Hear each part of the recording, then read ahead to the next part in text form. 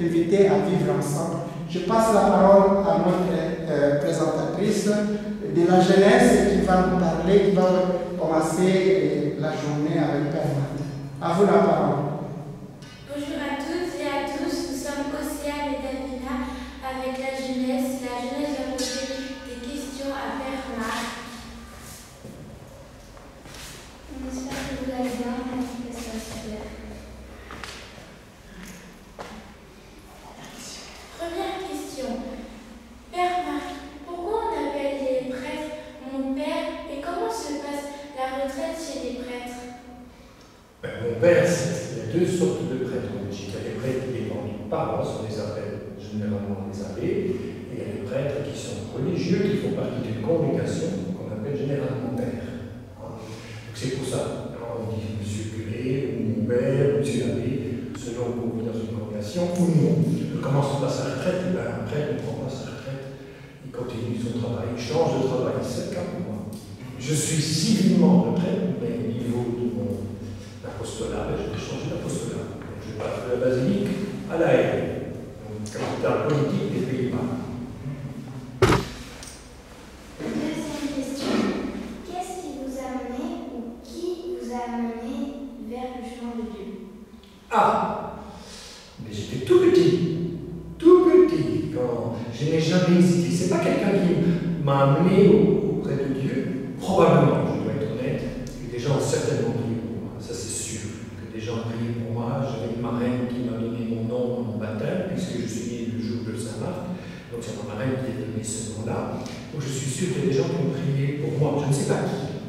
Je sais qu'au ciel on verra des gens qui ont prié pour nous.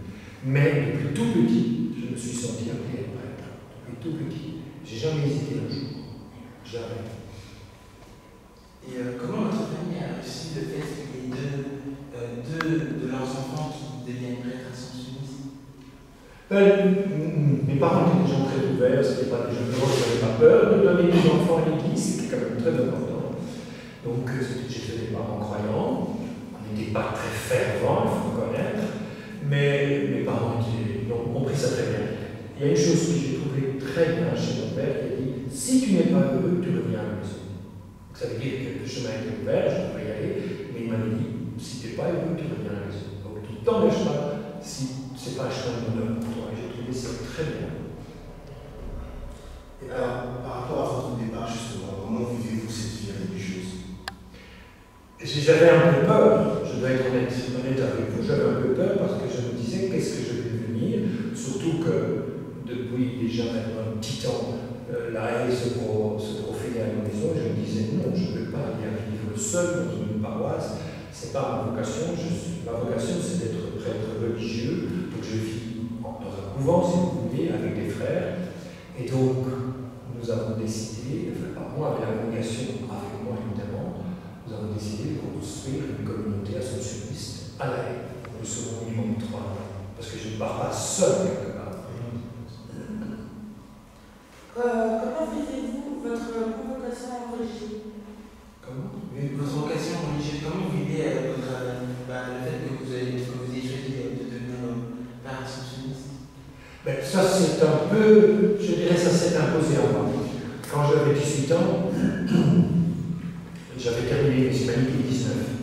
Quand j'avais terminé ma humanité, j'avais 19 ans, et donc on termine nos humanités plus vite que les autres. C'était comme ça à l'époque, puisqu'il y avait des examens d'entrée qui étaient fin juin pour nous. Et donc on terminait plus tôt. Et à ce moment-là, donc j'avais la vocation, je savais que je voulais devenir prêtre, mais pas religieux. Je ne savais pas ce que c'était un religieux, je l'ignorais absolument. Mais il s'est fait que ma mère faisait partie d'une communauté où il y avait des pères de l'Assomption. Il m'a demandé d'aller nettoyer une maison. Moi je savais nettoyer, pas tous les jeunes. Est-ce que vous savez nettoyer? Moi je savais nettoyer la maison. Et donc ma mère m'a demandé d'aller nettoyer cette maison parce qu'elle fermait. Et donc c'était une maison de religieux de l'Assomption. Et je dois dire, j'ai été touché par le prêtre qui était là. Il m'a tout de suite touché et je me suis pas posé de questions. Je n'ai pas désiré aller ailleurs. Je dirais naturellement, je suis allé là où je me suis senti heureux, accueilli tel que j'étais.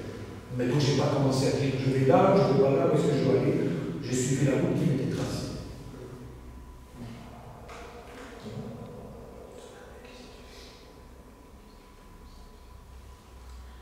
Ils doivent un peu chercher leur question.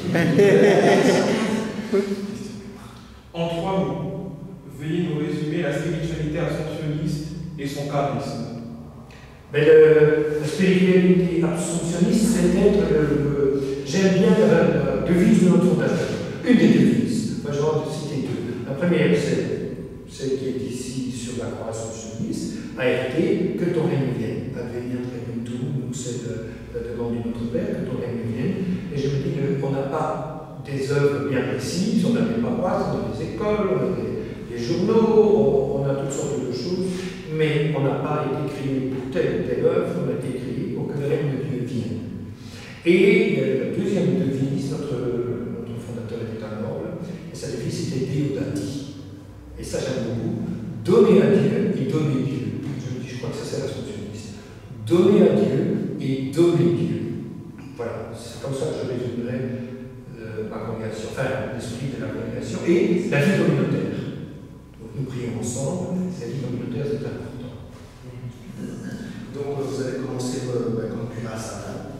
Et on voudrait savoir comment ça s'est passé et comment s'est passée cette transition de Sainte-Anne vers la basilique. Ben donc, en fait, j'étais d'abord aumônier militaire. Et l'école où j'étais aumônier militaire a fermé en 1993. Et nous habitions à l'époque à Kokelberg. Donc là où on habite toujours pour l'instant. Et c'est le doyen de Kokelberg, parce que c'était le doyen de Kokelberg à l'époque, nous avait demandé.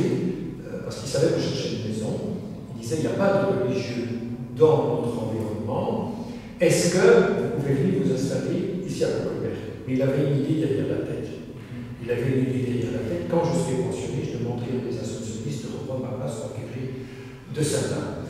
Et pendant que j'étais militaire, j'étais vicaire dominical à Sainte-Anne. Et évidemment, quand il a pris sa pension, il savait que l'école était fermée. Il m'a dit, enfin, il n'a pas dit à moi, mais il a demandé à la communauté, est-ce que quelqu'un pourrait devenir curé à Sainte-Anne? C'est comme ça que je suis devenu curé à Sainte-Anne. Et puis je suis devenu. Donc Sainte-Anne a grandi, il y avait beaucoup de monde. Et puis le curé recteur de la basilique partait. C'était l'abbé Gaillard qui partait, il avait été nommé ailleurs. Et le serment Cosenz qui a dit je veux travailler avec Marc. C'est comme ça que c'est arrivé. C'est lui qui a dit je veux travailler avec Marc, je ne le connaissais pas, même pas son nom, presque pas. Et donc il m'a fait confiance et c'est grâce à lui qu'on est arrivé ici. Et je dois dire, j'ai été très heureux parce que les frères de Sainte-Anne ont accepté que je sois supprimé de leur messe le dimanche, où il y avait du monde, pour venir célébrer avec moi ici. Ce qui fait que voilà, les deux paroisses ont tout de suite, je dirais, été obligés, entre guillemets, à s'accepter comme des frères et sœurs. Et ça s'est facilement fait. Ouais. Et ça c'était en 2006. J'ai été nommé curé en 1997 à Sainte-Anne. Et pour la question 6, quelle était votre mission concrètement pour la communauté et aussi pour la jeunesse? La mission ici, Oui, dans l'UP, il y avait d'abord, j'étais responsable de l'unité pastorale, donc essayer de mettre de l'huile entre les différentes paroisses, Saint-Martin, Sainte-Anne, Sainte-Agathe et la basilique. Et à l'époque, les frères de Saint-Jean faisaient partie de notre territoire aussi. Donc c'était essayer de mettre ça ensemble. Ça a plus ou moins réussi, il faut dire les choses, ça a pris un peu de temps parce qu'il y a l'esprit clocher.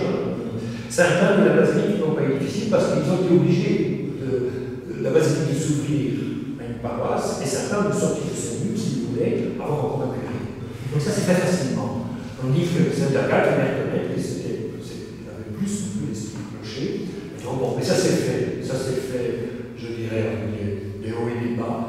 Mais maintenant, j'avais régulièrement avant Covid à Sainte-Agathe, une fois par mois. Et moi j'aime beaucoup les gens de Sainte-Agathe, et je vais d'ailleurs jeudi pour célébrer la messe là-bas.